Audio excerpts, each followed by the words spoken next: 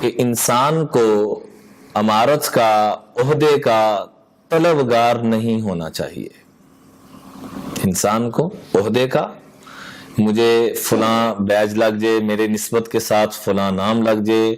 حدیث پاک میں آتا ہے من طلب الدنیا حلالا، رزق حلال کماتا ہے، زکوٰۃ بھی نکالتا ہے، صدقہ خیرات بھی دیتا ہے، بیچ میں بیماری کیا گھسی ہوئی ہے، مرائین مفاخرن مکافرا،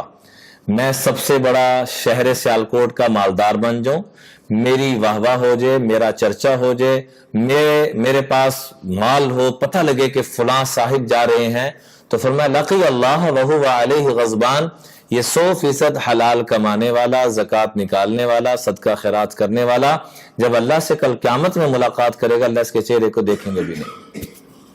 اس کے مقابلے میں کروڑوں نہیں اربوں خربوں ڈالر کمانے والا، لیکن نیت کیا ہے؟ استعفافاً عن المسئلہ، سوال سے بچ جاؤں، وسعیاً علی اہلہ، بیوی بچوں پہ خرچ کروں، ان کے حقوق میرے ذمہ ہیں، وتعطفاً علی جارہ، اپنے دائیں بائیں والوں کا خیال اور احساس کرنے والا بن جاؤں، جو کہ ہم بالکل بھول چکے ہیں۔ تو میں جو ان 3 نیتوں سے کمائے گا، لقی اللہ، یہ جب اللہ سے کل ملاقات کرے گا، ووجہہ کالقمر لیلۃ البدر، تو چہرہ یوں چمک رہے گا جیسے 14ویں کا چاند چمک۔